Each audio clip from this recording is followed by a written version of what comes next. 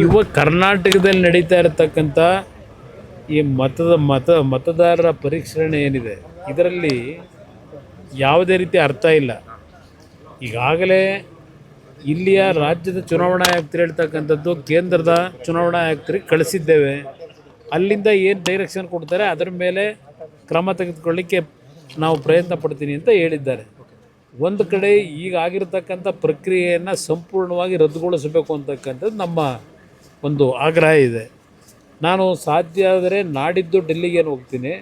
ಹೋದಾಗ ನಮ್ಮ ಚುನಾವಣಾ ಆಯುಕ್ತರನ್ನ ಭೇಟಿ ಮಾಡಿ ಇಲ್ಲಿ ನಡೆದಿರ್ತಕ್ಕಂಥ ಎಲ್ಲ ಘಟನೆಯನ್ನು ಅವ್ರ ಮುಂದೆ ಇಟ್ಟು ಈ ಪ್ರಕ್ರಿಯೆ ನಿಲ್ಲಿಸಿ ಒಂದು ಟ್ರಾನ್ಸ್ಪರೆನ್ಸಿನಲ್ಲಿ ಈ ಒಂದು ಮತದಾರರ ಪರಿಷ್ಕರಣೆ ಆಗ್ತಕ್ಕಂಥದ್ದಕ್ಕೆ ನಾನು ಅವ್ರಿಗೆ ಮನವಿ ಮಾಡ್ತೀನಿ. ಕೇಂದ್ರ ನಾಯಕರ ಜೊತೆಗೆ ಇದು ಕೇಂದ್ರದ ನಾಯಕರಿಗಿಂತ ಹೆಚ್ಚಾಗಿ ಚುನಾವಣಾ ಆಯುಕ್ತರು ಮಾಡಬೇಕಾದಂಥ ತೀರ್ಮಾನ, ಸರ್ಕಾರ ಮಾಡೋ ತೀರ್ಮಾನ ಅಲ್ಲ. ಅದರಿಂದ ಚುನಾವಣಾ ಆಯುಕ್ತರಿಗೆ ಚರ್ಚೆ ಮಾಡ್ತೀನಿ. ರಿಯಾಕ್ಷನ್ ಇಲ್ಲವಲ್ಲ, ಆ ಕಾಂಗ್ರೆಸ್ ಅಧ್ಯಕ್ಷರು ಎಲ್ಲೋದ್ರೂ ಗೊತ್ತಿಲ್ಲ. ದಿನ ಕಾಮೆಂಟ್ಸ್ ಮಾಡೋರು, ಗೃಹ ಸಚಿವರು ದಿನ ಕಾಮೆಂಟ್ಸ್ ಮಾಡೋರು ಎಲ್ಲದಕ್ಕೂ ಇದಕ್ಕೇನು ಹೇಳ್ತಾರೆ?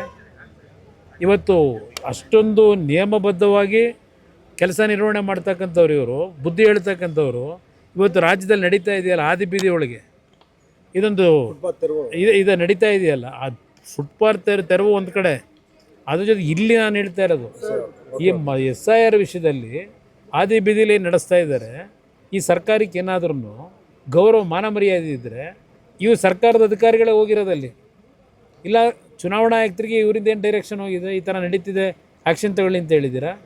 ಪ್ರತಿಯೊಂದಕ್ಕೂ ಹೇಳ್ತಕ್ಕಂಥವ್ರು ಬೀದಿ ಬದಿ ವ್ಯಾಪಾರಿಗಳದು ಸುಪ್ರೀಂ ಕೋರ್ಟ್ ಆದೇಶ ಇದೆಲ್ಲ ಒಪ್ಕೊಳ್ಳೋಣ, ಆದರೆ ಅವರನ್ನು ಅಷ್ಟೊಂದು ಲಕ್ಷಾಂತರ ಕುಟುಂಬಗಳು ಇವತ್ತು ಆ ಪ್ರತಿನಿತ್ಯ ಬೀದಿನಲ್ಲಿ ವ್ಯಾಪಾರ ಮಾಡ್ಕೊಂಡೇ ಬದುಕ್ತಾ ಇರ್ತಕ್ಕಂಥವ್ರು. ಆಯಿತು, ಸುಪ್ರೀಂ ಕೋರ್ಟ್ನ ಆದೇಶದ ಮೇರೆಗೆ ತೆರವುಗೊಳಿಸಿ ಜನರುಗಳ ಪ್ರಾಣ ಉಳಿಸ್ಬೇಕಾದಂಥದ್ದು ನಮ್ಮ ಕರ್ತವ್ಯನೂ ಇದೆ.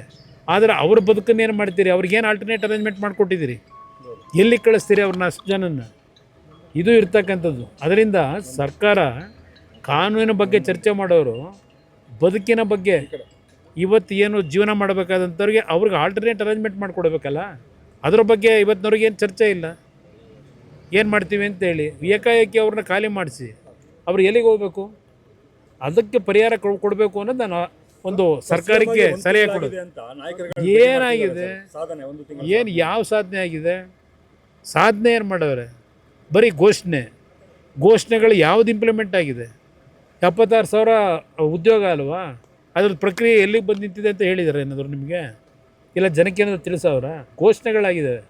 ಯಾವ ಕೆಲಸ ಇವತ್ತು ಈ ಸರ್ಕಾರದಲ್ಲಿ ಒಂದು ತಿಂಗಳಿನಲ್ಲಿ ಇಂಪ್ಲಿಮೆಂಟ್ ಆಗಿರೋದು ಹೇಳಿ? ಭಾರತ್ ಜೋಡೋ ಅದೆಂಥದ್ದು ಅವ್ರ ಕಾರ್ಯಕರ್ತರಿಗೆ 10 ಲಕ್ಷ ಕೊಡ್ತಾರಂತೆ ಒಂದು ಪಂಚಾಯತಿಗೆ. ಘೋಷಣೆ ಆಗಿದೆ.